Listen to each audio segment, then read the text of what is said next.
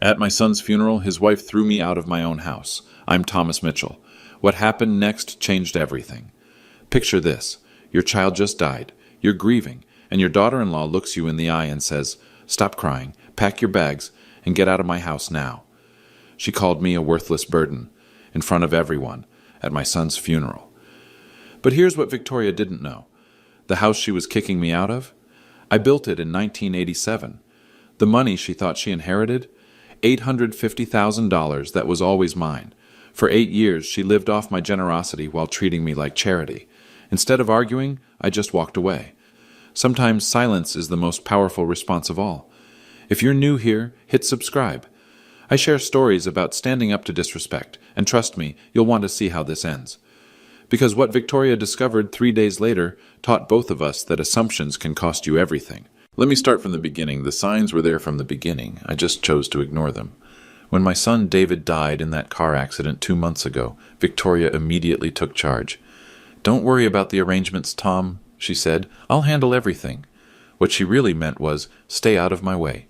At the funeral home, she made every decision. The casket, the flowers, even the music. When I suggested David's favorite song, the one we used to play when we built this house together in 1987, she cut me off. "That's too depressing," Victoria said. "We need something more uplifting."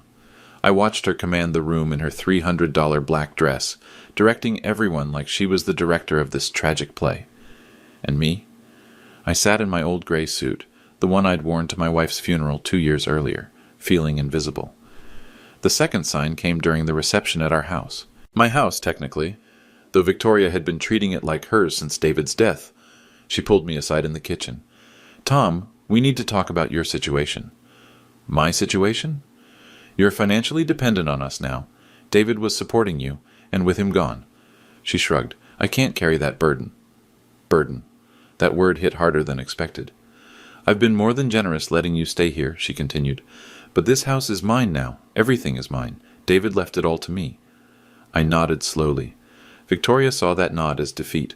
What she didn't see was calculation. She had no idea that David had never owned this house. He lived here, yes. Grew up here, absolutely. But owned it? Never. She also didn't know about the filing cabinet in the basement. 4 drawers of meticulously organized financial records going back 40 years. The CPA in me never threw anything away. Most importantly, she didn't know about the trust. But I'm getting ahead of myself. The funeral guests saw what Victoria wanted them to see. A successful real estate agent taking charge during a family crisis, and an old man who couldn't handle his own affairs. They watched her shake hands and accept condolences like she was the head of the family now. Meanwhile, I sat quietly in David's old recliner, the one I'd bought him for his 16th birthday, and listened to her paint me as the dependent father-in-law. "Tom's having a hard time adjusting," I heard her tell our neighbor Helen Davis. "The poor man doesn't understand finances. David handled everything for him." Helen shot me a sympathetic look. She'd known me for 37 years, since the day I broke ground on this lot. But even she seemed to believe Victoria's version of reality. That's when I realized something important. People see what they expect to see. Victoria expected to see a grieving widower who couldn't manage on his own. So that's what she saw. The old Honda Civic I drove instead of something flashy. The simple clothes I wore instead of expensive suits. The quiet way I handled my grief instead of making a show of it. She mistook humility for helplessness. Quiet for weak. Generous for desperate. It was an understandable mistake. I'd spent 2 years since my wife Margaret's death living simply. No need for expensive toys or status symbols when you're learning to live alone. David understood that. He respected my choice to downsize my lifestyle. But Victoria? She measured worth by appearance, by volume, by who controlled the conversation. She was about to learn that the most dangerous person in any room is the one who doesn't need to prove anything. As the last guests left that Tuesday evening, Victoria cornered me by the front door. "I meant what I said, Tom. This arrangement isn't working anymore." I looked around the living room I'd painted 3 times over the decades. The hardwood floors I'd installed by hand. The crown molding I'd measured and cut with David when he was 12. "I understand," I said quietly, but Victoria had no idea what I understood, and she definitely had no idea what was coming next. Wednesday morning brought clarity and coffee in equal measure. I sat at my kitchen table, the one Margaret and I had bought at a garage sale in 1986, and made a list. Not of what I was losing, but of what Victoria thought she was gaining. The house, 2,400 square feet of memories on Maple Street in suburban Cleveland. Current market value, according to Victoria's own real estate expertise, $420,000. The life insurance, David's policy through his engineering firm, $150,000. Victoria had already started spending that money in her head. The furniture, everything from Margaret's antique china cabinet to David's collection of engineering textbooks, not valuable to others but priceless to me. My dignity, watching Victoria parade around like she'd inherited a kingdom when she'd actually inherited nothing at all. But here's what really bothered me. It wasn't the money or even the house. It was the erasure. Victoria was systematically removing every trace of the life Margaret and I had built here. She'd already boxed up Margaret's photos from the mantel. David's childhood drawings were gone from the refrigerator. Even my old CPA certificates had disappeared from the den wall. "I'm redecorating," she explained when I asked about Margaret's photos. "David always said this place needed updating." Updating, as if 40 years of memories were outdated software. She gave me 30 days. 30 days to find somewhere else to live on what she assumed was Social Security and nothing else. 30 days to pack up 4 decades and pretend it never happened. The cruelest part? She was doing it all with such confidence, such certainty that she held all the cards. Tuesday afternoon, she'd handed me a printed timeline. Actually printed it out, like I was a tenant getting evicted. "November 15th, she said, pointing to the date circled in red. "That gives you time to find a nice senior community, somewhere more appropriate for your situation." Your situation. There was that phrase again. "I've already looked into a few places," she continued, pulling out brochures like she was doing me a favor. "Sunset Manor has openings. It's only $800 a month for a studio apartment." $800 a month. She expected me to spend my entire Social Security check on rent and somehow survive on nothing else. "What about food?" I asked. "Transportation? Medical bills?" She shrugged. "There are programs for people in your situation. Food stamps, Medicaid. The government takes care of senior citizens." The government. Like I was some charity case who'd never contributed anything to society. That's when I realized Victoria didn't just want me gone. She wanted me grateful for the opportunity to leave. She wanted me to thank her for 30 days instead of 0, to appreciate her generosity in not calling the police to have me removed immediately, to accept that this was simply how things worked now that David was gone. But Wednesday morning, sitting with my coffee and my list, I had a different realization. Victoria had made one critical assumption, that David owned everything she was claiming. She'd been married to him for 8 years. She'd lived in this house for 8 years. She'd probably never seen a deed or a mortgage statement or any document that proved ownership of anything. Why would she? David handled the finances, just like his mother and I had taught him. The man takes care of the money. Old-fashioned maybe, but it worked for us. Except David had never actually handled my finances. He'd helped me around the house, sure. Brought groceries when I needed them. Drove me to doctor appointments after Margaret died. But the money? The investments? The property? That was always mine to manage. Victoria saw David's helpfulness and assumed dependency. She saw my gratitude and assumed obligation. She saw 2 years of quiet grief and assumed defeat. If I said nothing, if I just packed my bags and shuffled off to Sunset Manor like a good little senior citizen, what message would that send? That bullies win. That volume beats truth. That if you're loud enough and confident enough, you can rewrite history and steal someone's life. That respect is optional when you're dealing with old people. That my 40 years of marriage to Margaret meant nothing. That the house we built together was just bricks and wood. That the son we raised here could be forgotten as easily as photos removed from a mantel. The stakes weren't just financial, they were existential. But I had something Victoria didn't know about, something that would change everything. I just needed to find the right moment to use it, and that moment was coming sooner than she thought. Thursday morning, Victoria let herself into my house with David's key. I was having breakfast when I heard the front door open. No knock, no good morning. She walked in like she owned the place, which, in her mind, she did. "Tom, we need to talk," she announced, marching into the kitchen with a manila folder under her arm. "About what?" "Your finances." She sat down across from me without being invited. "I've been thinking about your situation, and I need to understand exactly what David was covering for you." I took a sip of coffee. "Such as?" "The utilities, the property taxes, the insurance." She opened her folder and pulled out a legal pad covered in her handwriting. David never told me the exact amounts, but I need to know so I can budget properly. Budget for what? For taking over those payments, obviously. She looked at me like I was slow. Until you move out, I'll have to cover everything David was covering for you. I set down my coffee cup. And what exactly do you think David was covering? Everything. The mortgage, the taxes, the electric bill. You're on a fixed income, Tom. Social Security doesn't stretch that far. Is that what David told you? Victoria's pen stopped moving. What do you mean? I mean, did David specifically tell you he was paying my bills? He didn't have to tell me. It's obvious. She gestured around the kitchen. How else could you afford to live here? This house is worth over $400,000. And how do you know what it's worth? I'm a real estate agent, Tom. I know property values in this neighborhood. But you've never seen the deed. The question hung in the air like smoke. Victoria's confident expression flickered for just a moment. I don't need to see the deed.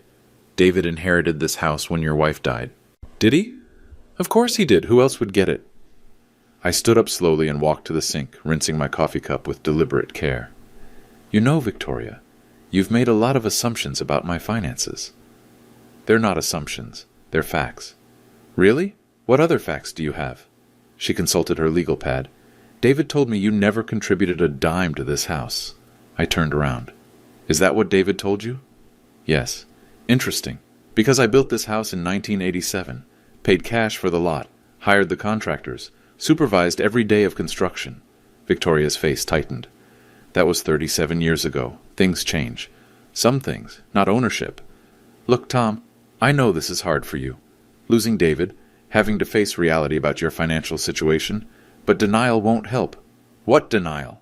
Pretending you're not dependent on family charity. The word charity landed like a slap. I dried my hands on the dish towel, taking my time. Victoria, let me ask you something. What? In 8 years of marriage, did David ever show you a mortgage statement? We kept our finances separate. Did he ever mention making house payments? We didn't discuss every detail of his expenses. Did you ever see him write a check for property taxes? Her silence was answer enough. Here's what I think happened, I said, leaning against the counter. David helped me around the house, picked up groceries, did some yard work, and you assumed that meant he was supporting me financially. Because that's what it looked like. Appearances can be deceiving. Victoria stood up, clearly frustrated. Fine. Show me the deed then. Prove you own this house. I don't have to prove anything to you. Yes, you do, because I'm David's widow and I inherited everything. Did you? Stop answering questions with questions. Stop making assumptions. We stared at each other across the kitchen.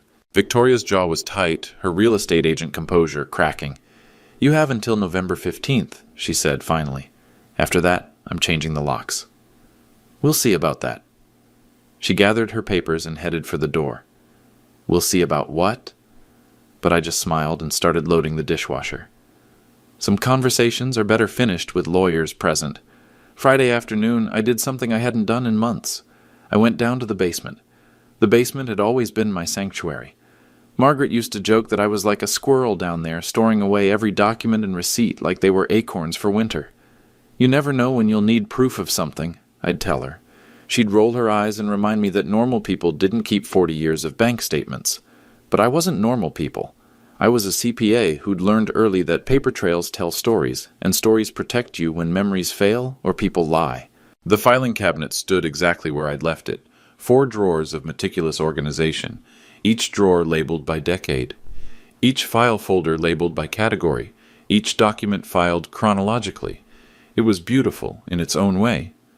I pulled out the bottom drawer first, 1980s, the decade that changed everything. Inside, I found the folder I was looking for. Real estate, 447 Maple Street. Yes, 447. The house number Victoria thought she now owned.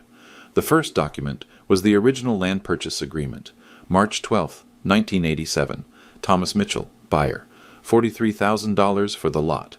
The second document was the construction contract, Mitchell & Sons Building Company. No relation to me, just a coincidence of names. $78,000 for a custom colonial. The third document was the most important, the original deed, recorded March 15, 1987. Owner, Thomas Mitchell, no cosigner, no joint ownership, no mortgage. I'd paid cash for everything. Victoria had no idea, of course. She'd been 4 years old in 1987, probably learning to tie her shoes while I was learning to read blueprints. But there was more in that folder. Much more.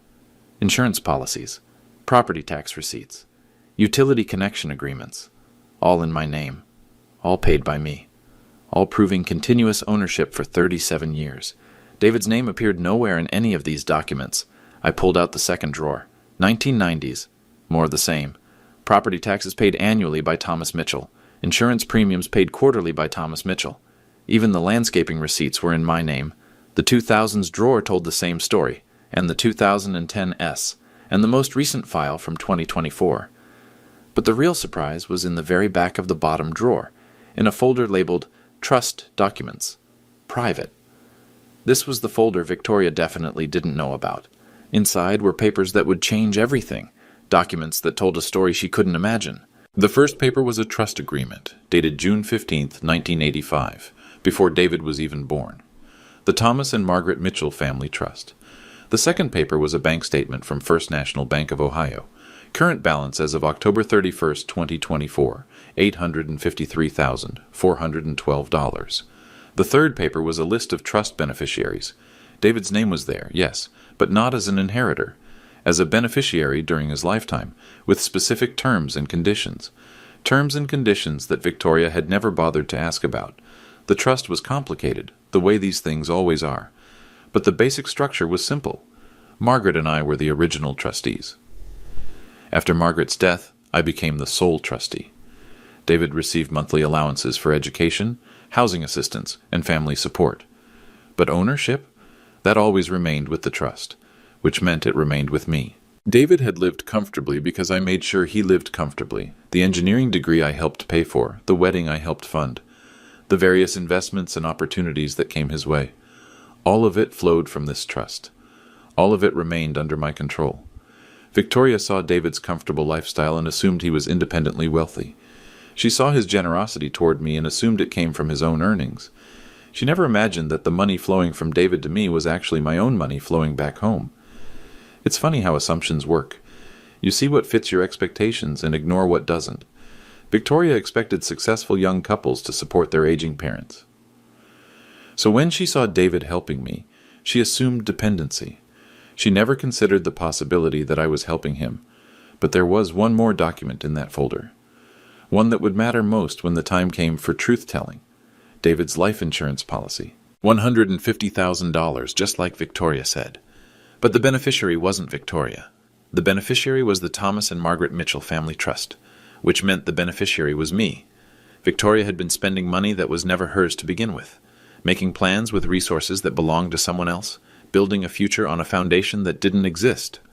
I closed the filing cabinet and headed back upstairs. In the kitchen, I made myself a sandwich and thought about timing. Victoria had given me until November 15th to move out. Today was November 1st. That gave me exactly 2 weeks to decide how to handle this situation. I could call her right now, explain the truth, show her the documents, watch her world collapse in real time. Or I could wait. Let her keep making assumptions. Let her dig the hole deeper. Let her learn the lesson the hard way. As I ate my sandwich, I remembered something my old business partner used to say. Tom, sometimes the best negotiation strategy is letting the other guy talk himself into a corner. Victoria was definitely talking herself into a corner. The question was, how deep did I want to let her dig before I stopped her? I looked around the kitchen I'd designed 37 years ago. The cabinets I'd chosen, the countertops I'd installed, the windows I'd measured and ordered, my house, my trust, my choice. Victoria was about to learn that respect isn't negotiable, but first she needed to finish digging. Sunday morning brought the worst of Victoria. I was getting ready for church when she arrived with 3 of her real estate agent friends. She'd invited them for what she called a consultation about the house's potential. I heard them before I saw them. Victoria's voice carrying through the front door. This place has incredible bones, but the decor is so outdated. Classic old person style, you know? They walked through my house like it was already theirs. Oh my God, Victoria, this crown molding is gorgeous, said a blonde woman in expensive boots. Original? From 1987, Victoria replied. Tom built this place, but he has no eye for modern design. Look at this wallpaper, and that furniture. It's like a museum. I stood at the top of the stairs listening to them catalog my life's work like it was a garage sale. The bones are definitely there, said another woman. But you'll need to gut the kitchen. Those cabinets are so 80s. Already planning on it, Victoria said. Tom will be moving to a senior community soon, so I'll have full control over renovations. Full control. Over my kitchen. The one Margaret and I had planned together for 6 months. I came downstairs wearing my church clothes. 3 women I'd never met were standing in my living room taking photos. Tom! Victoria's voice was artificially bright. Perfect timing. I want you to meet some colleagues. She introduced them like I was a curiosity. This is Tom, David's father. He's the original owner, but he's transitioning to a more suitable living situation. Transitioning. Like I was a job change. Mr. Mitchell, said the blonde one, your house has such character. You must have put a lot of work into it. Some, I said. Victoria tells us you're moving to Sunset Manor. That's such a nice facility. I looked at Victoria. Is that what I'm doing? We discussed this, Tom, November 15th, remember? I remember you discussing it. An uncomfortable silence settled over the group. The real estate agents exchanged glances. Well, said the blonde one, we should probably let you get to church. Actually, Victoria said, Tom, while everyone's here, maybe you could tell them about the maintenance issues, the roof leak, the furnace problems? There was no roof leak. The furnace was 2 years old. I'm not aware of any maintenance issues, I said carefully. Tom, you know the upstairs bathroom faucet drips, and the basement gets damp in the spring. The faucet needs a 50-cent washer. The basement has been dry for 20 years. Victoria's smile tightened. Tom's very attached to this place. Sometimes he doesn't see problems that are obvious to others. Problems like what? I asked. Like the fact that you can't afford to maintain a house this size anymore. The room went quiet. Even the real estate agents looked uncomfortable. Can't afford it? I asked. Tom, we've been through this. Your Social Security barely covers basic living expenses. And you know this how? Because I'm not blind. You drive a 15-year-old Honda. You shop with coupons. You haven't updated anything in this house since the Clinton administration. One of the agents cleared her throat. Maybe we should reschedule this tour? No, it's fine, Victoria said. Tom understands this situation. He's had 2 years to adjust to reality since Margaret died. What reality is that? I asked. That you're a 70-year-old man on a fixed income who can't handle a 2,400 square foot house anymore. 70? 68? Whatever. The point is you're making assumptions about my finances. They're not assumptions, Tom. They're observations. Observations about what? About the fact that you've been living off David's generosity for 2 years, and now that David's gone, you need to face reality. The words hung in the air like tear gas. The 3 real estate agents were actively looking for exits. David's generosity, I repeated. Yes, David paid your property taxes. David covered your utilities. David made sure you had groceries and medical care. Did he? You know he did, and you know this because I was married to him. I saw him writing the checks. What checks? Victoria's face flushed. The checks for your expenses. Did you see him write checks to the county for property taxes? He handled those things online.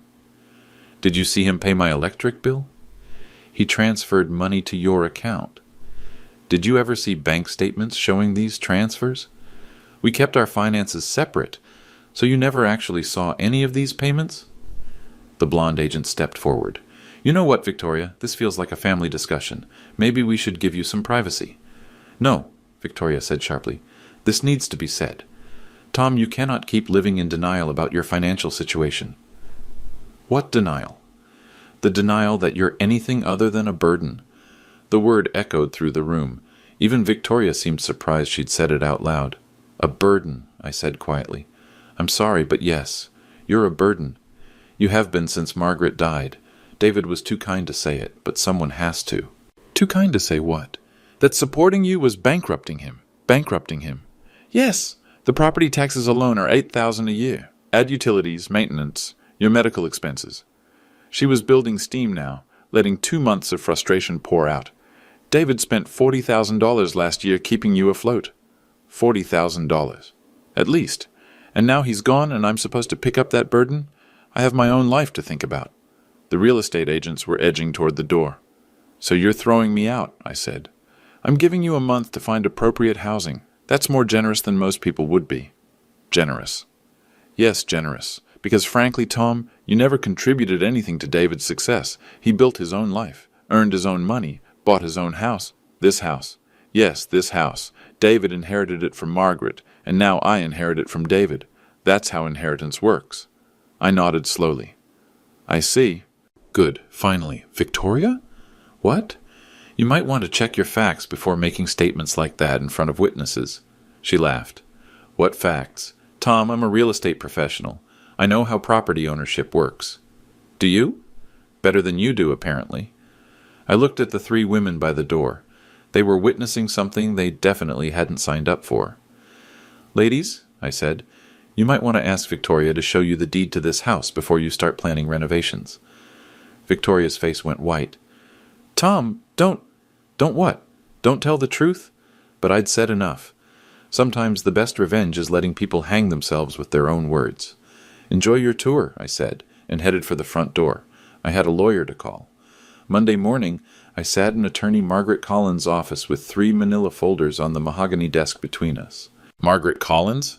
No relation to my late wife, just another one of life's small coincidences, had been handling my legal affairs for 20 years. She knew exactly what those folders contained.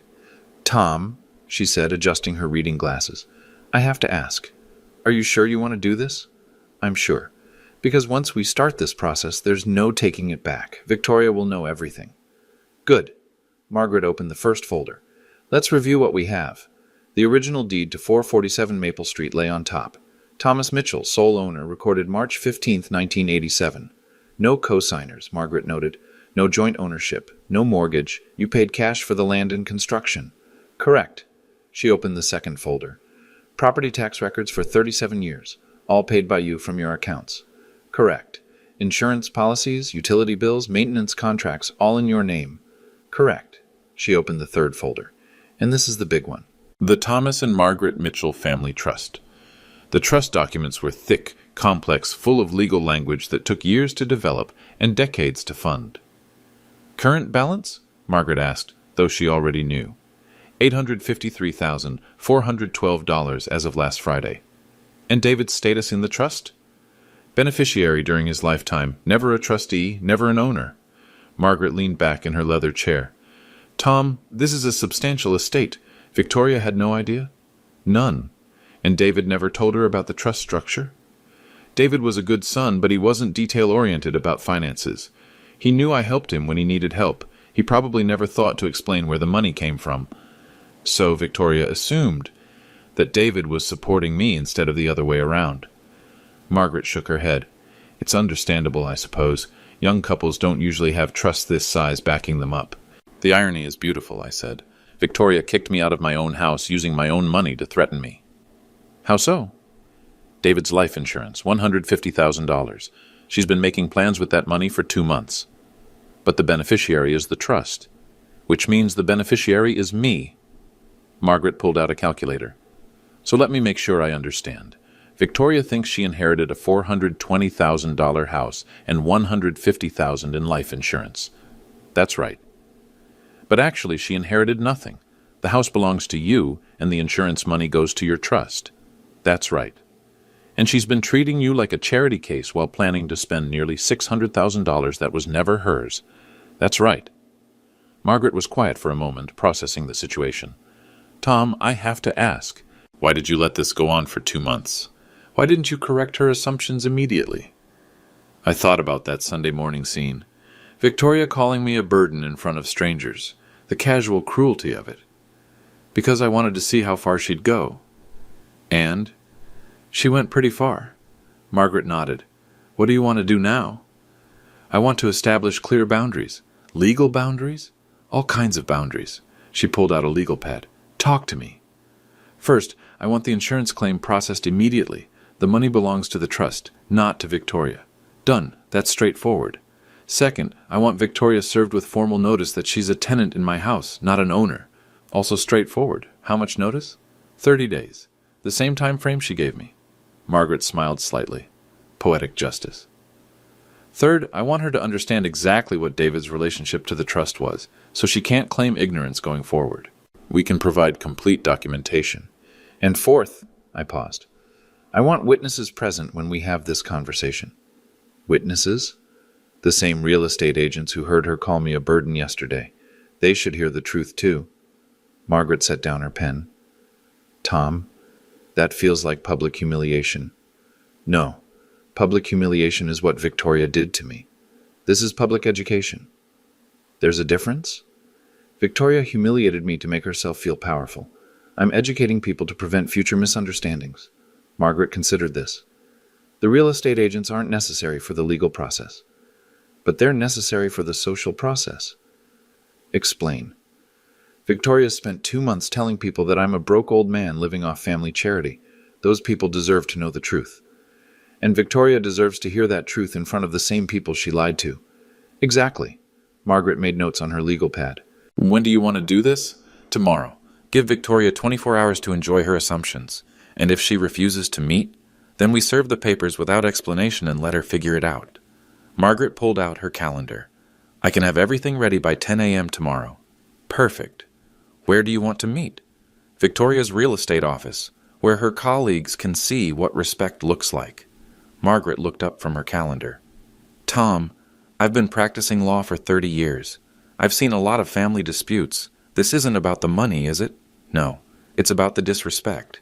It's about boundaries. Victoria needs to learn that you can't treat people badly just because you think they're powerless. And if she'd been respectful from the beginning, then we'd be having a different conversation. I would have explained the situation privately and helped her transition to independence. But she wasn't respectful. She was cruel. There's a difference between grief and cruelty. Margaret closed the folders. I'll make the calls this afternoon. Thank you. Tom? Yes? For what it's worth, I think David would be proud of how you're handling this. I stood up and shook her hand. David taught me something important. What's that? That quiet strength beats loud ignorance every time. He was a smart boy. He learned from the best teacher. Margaret? No, life. Life taught him that respect is earned, not inherited. As I left the law office, I thought about Victoria's timeline. She'd given me until November 15th to move out. Tomorrow was November 5th. She was about to learn that some deadlines cut both ways, and some assumptions cost more than you can afford to pay. The quiet man was about to speak up. And when quiet men finally speak, smart people listen. Victoria was about to find out exactly how smart she really was. Tuesday morning at 10 a.m., Margaret Collins and I walked into Premier Realty on Main Street. Victoria was at her desk, showing house photos to a young couple. She looked up when we entered, and her face went from professional smile to confusion to something approaching alarm. Tom? What are you doing here? We need to talk, I said calmly. Privately. The young couple looked between us, sensing tension. I'm with clients, Victoria said, her real estate agent composure kicking in. Can this wait? No, Margaret Collins said, stepping forward. I'm Margaret Collins, attorney at law. We need to discuss some urgent legal matters regarding your late husband's estate. The words attorney and legal matters had an immediate effect. The young couple exchanged glances. Maybe we should reschedule, the husband said. No, that's fine, Victoria said quickly. Tom, can you just wait in the conference room? I'll be right there. Actually, Margaret said, I think your colleagues should hear this too. Victoria's face went pale. My colleagues? The 3 ladies from Sunday. I believe they're planning renovations based on some assumptions that need to be corrected. Around the office, conversation slowed. Other agents pretended to work while clearly listening. Tom, what is this about? Victoria's voice had an edge now. It's about the house, I said simply. We already discussed the house. No, you discussed the house. I listened. Victoria's client couple was backing toward the door. We'll definitely call to reschedule, the wife said. Wait, Victoria called after them, but they were already gone. The blonde agent from Sunday, Jessica, I think her name was, approached cautiously. Victoria, is everything okay? Everything's fine, Victoria said tightly.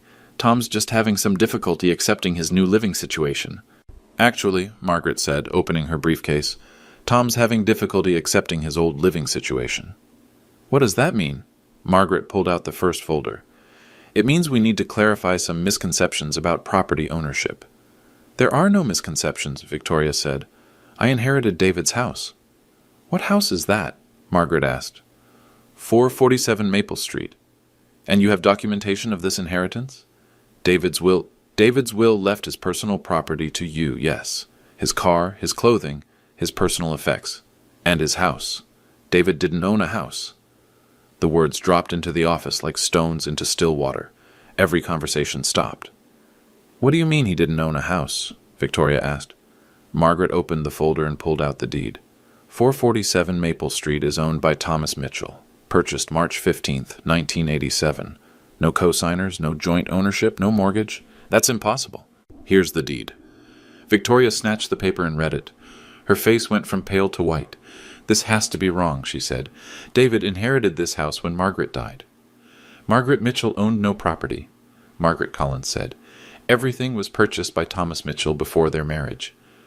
But David lived there his whole life, as Tom's son, in Tom's house." Jessica and the other agents were drawing closer now, fascinated despite themselves. "I don't understand," Victoria said. "David paid all the bills, the taxes, the utilities, everything." "No," I said quietly. "David helped me around the house. I paid all the bills." "That's not true." Margaret pulled out the second folder. "Property tax records for 37 years, all paid by Thomas Mitchell. Insurance policies," she continued, pulling out papers, "all in Thomas Mitchell's name. Utility bills, bank records, maintenance contracts, all Thomas Mitchell." Victoria stared at the papers like they were written in a foreign language. "This doesn't make sense," she said. "David had money, good money. He was an engineer." "David was comfortable because Tom made sure he was comfortable," Margaret said. "What does that mean?" Margaret pulled out the third folder. "The Thomas and Margaret Mitchell Family Trust. Current balance, $853,412. The office was completely silent now. "David was a beneficiary of the trust during his lifetime," Margaret continued. "Tom provided financial support for David's education, his wedding, his various needs." "You're saying Tom was supporting David?" "I'm saying Tom was supporting his son from his own resources." Victoria sank into her desk chair. "But David told me he was helping Tom financially." "David was helping Tom practically. Groceries, rides to appointments, yard work. Tom was helping David financially." "The life insurance," Victoria said suddenly. "David's life insurance, that's mine." Margaret pulled out another paper. "The beneficiary of David's life insurance policy is the Thomas and Margaret Mitchell Family Trust." "No." "Yes." "That money is mine." "That money belongs to Tom." Victoria looked around the office. Every agent was staring at her. The woman who'd been so confident Sunday morning, so certain of her inheritance, so dismissive of the old man's protests. "Tom," she said, her voice small now, "I didn't know. You didn't ask. You could have told me. You could have asked respectfully." Margaret closed the folders. "Victoria, you have 30 days to find alternative housing arrangements." 30 days? The same timeline you gave Tom. "But where will I go?" "That's not Tom's concern anymore," Margaret said. "You're a capable adult with a career. I'm sure you'll figure something out." Victoria looked at me with something I'd never seen from her before. Respect. "Tom, I'm sorry. I made assumptions." "Yes, you did." "Can we work something out? Some kind of arrangement?" I considered the question. Around us, the real estate office was perfectly quiet. "Victoria, respect isn't negotiable. It never was. I understand that now. Do you?" "Yes." "Good. That's the first step toward earning it back." Margaret and I headed for the door. "Tom," Victoria called after me. "What happens now?" I turned back. "Now you learn what I've always known." "What's that?" "That quiet people aren't weak people. We're just selective about when we use our voices." And with that, we left. The silence behind us spoke volumes. By Thursday morning, the entire story had spread through Cleveland's suburban real estate community like wildfire. I knew this because Helen Davis, my neighbor for 37 years, brought me coffee and the latest gossip. "Tom, you should have seen Victoria at the grocery store yesterday," Helen said, settling into Margaret's old chair at my kitchen table. "She looked like she'd seen a ghost." "How so?" "Well, for starters, she was shopping in the clearance section. Victoria, who never bought anything that wasn't name brand." Helen stirred her coffee thoughtfully. "And she was alone. Usually she's got those real estate friends of hers trailing behind like she's some kind of celebrity. Maybe they were busy. Or maybe they're keeping their distance now that the truth is out." Helen had always been perceptive about social dynamics. "What truth is that?" I asked, though I already knew. "That she spent 2 months treating you like a charity case while planning to spend money that was never hers." Helen shook her head. "People are talking, Tom, and not in a good way for Victoria." "What are they saying?" "That she showed poor judgment."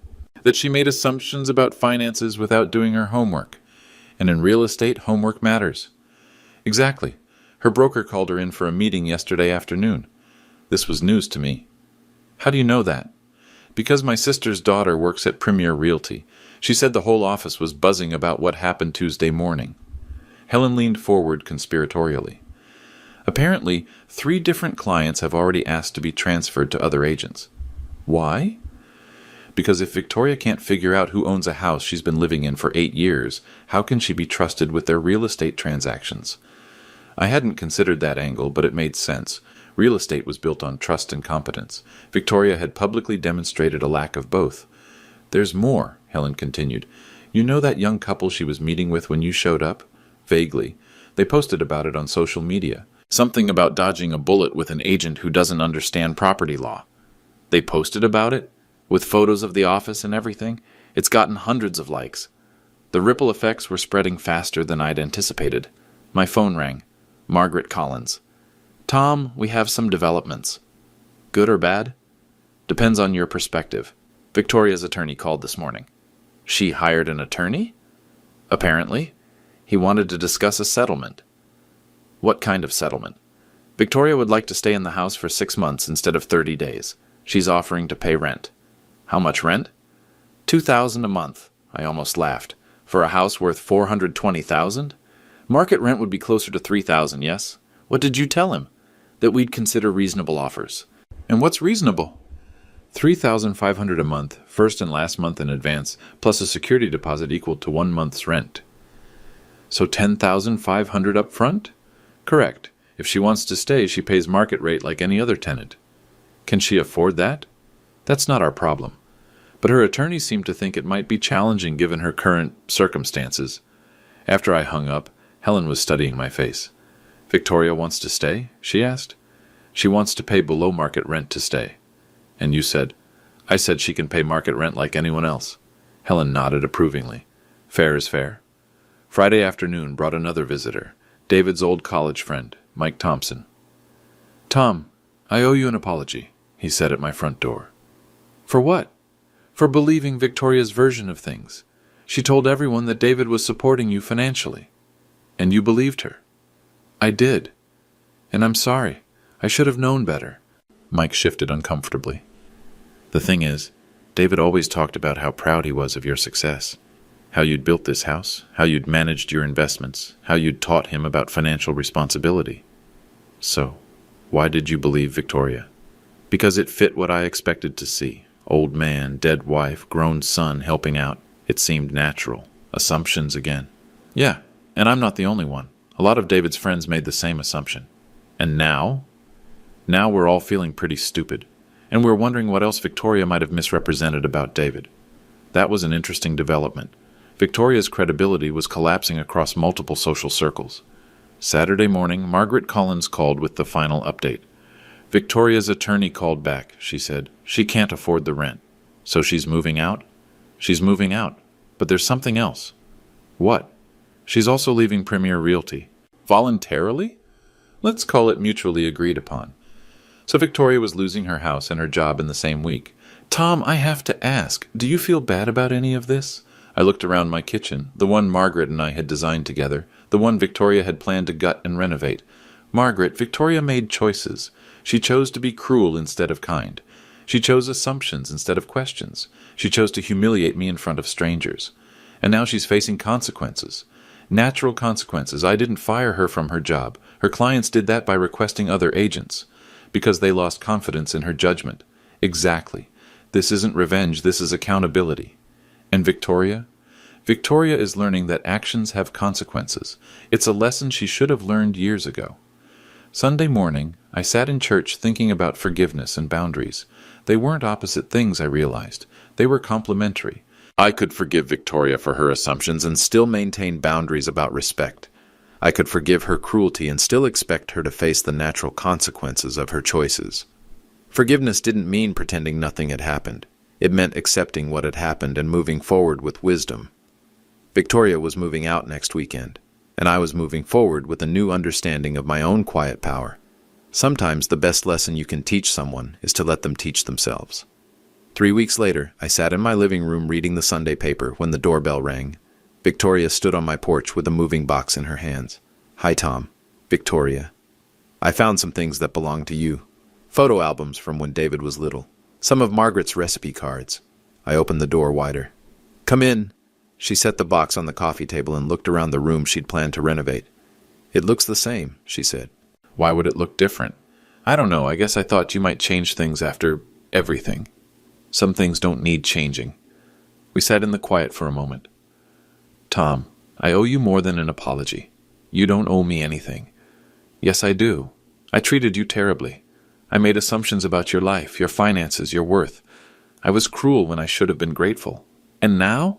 Now I understand something I should have understood from the beginning. What's that? That David learned his values from someone. His kindness, his generosity, his quiet strength. He learned all of that from you. I nodded. David was a good son. He was, and you were a good father. I just couldn't see it because I was too busy making assumptions. We all make assumptions, Victoria. The question is, what we do when we learn we're wrong. I'm trying to learn from this. Good. I found a job in Columbus. Fresh start, new city. Maybe I can do better there. I hope you can. She stood to leave, then turned back. Tom, can I ask you something? Of course. If I'd been respectful from the beginning, if I'd asked questions instead of making demands, would things have been different? I thought about that. Probably. I would have helped you transition to independence, given you time to find your feet. We might have found a way to honor David's memory together. Instead of fighting over it. Victoria picked up her purse. I guess respect really isn't negotiable, is it? No, it's not. Thank you for teaching me that. After she left, I opened the box she'd brought. David's baby pictures, Margaret's handwritten recipes, small treasures that had somehow ended up in the wrong hands. I thought about the past 3 months.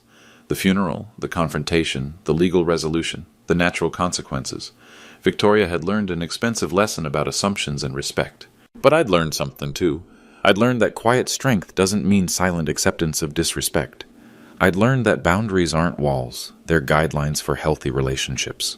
Most importantly, I'd learned that sometimes the most powerful thing you can do is simply tell the truth and let people deal with the consequences of their own choices. David would have been proud of that lesson. Margaret would have approved of the quiet way I'd handled it. And me? I was at peace. If you're watching this and you've ever been underestimated because of your age, your quiet nature, or your humble lifestyle, let me know in the comments. Have you ever had to remind someone that respect isn't inherited, it's earned? Sometimes the best response to disrespect is simply proving them wrong. And sometimes the most powerful people in the room are the ones who don't need to prove anything at all. Until next time, remember, quiet doesn't mean weak. It just means selective.